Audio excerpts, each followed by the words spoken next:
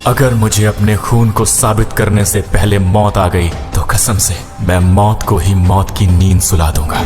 कारगिल का ये युद्ध भले ही उच्च अधिकारियों की विस्तृत प्लानिंग और रणनीति के अनुसार लड़ा गया, लेकिन इसे जीतने वाले औसत 20 से 25 साल की उम्र के वो नौजवान सैनिक ही थे जो शेरों की तरह दुश्मन पे टूट पड़े। ये वो बेटे थे जिन्हें अपनी मां के आत्मसम्मान की चिंता अपनी जान से कहीं ज्यादा थी। पूरे विश्व पटल पर भारतीय विजय का डंका बजने लगा। आज हमारा भारत विश्व में एक नई शक्ति बन के उभर रहा है।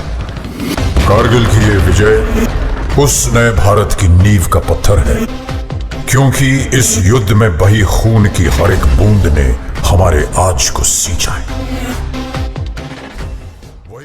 कारगिल दिवस पर सेना के वीर शहीद सेनानियों को देश का शत शत नमन। आज कारगिल विजय दिवस है। इस दिन को भारतीय सेना के पराक्रम के लिए याद किया जाता है। आपको जरा भी अंदाजा नहीं होगा कि 21 साल पहले कारगिल को लेकर देश में कितनी गहमा गहमी थी। उस समय क्या पक्ष और क्या विपक्ष सब आक्रोश में थे, लेकिन एक मत थे, और हो भी क्यों ना, आखिर सवाल देश का था। आइए देखते हैं कि पाकिस्तान की नापाक हरकत कैसे भारत में अखबारों की सुर्खियां बनने लगी। पाकिस्तान की वो हरकत जो युद्ध के कगार तक आ पहुंची, जिसमें आखिरकार पाक को घुटने टेकने पर मजबूर होना पड़ा।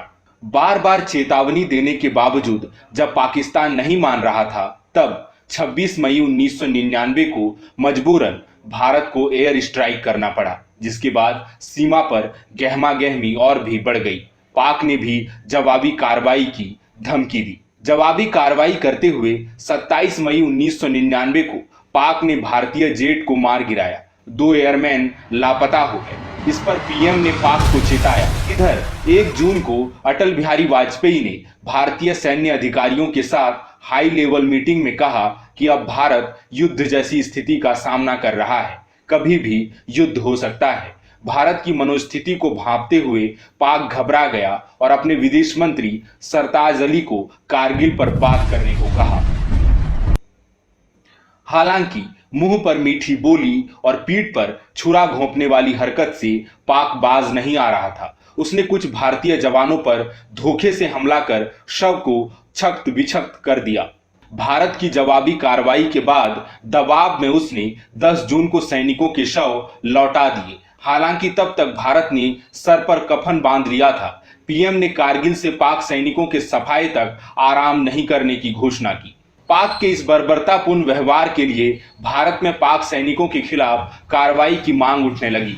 इधर भारतीय सेना की कार्रवाई जारी थी और सेना ने 9 जून को बटालिक क्षेत्र की 2 चौकियों पर कब्जा जमा लिया। भारत ने फिर पाक को सशस्त्र आक्रमण क्षेत्र को खाली करने का आदेश दिया।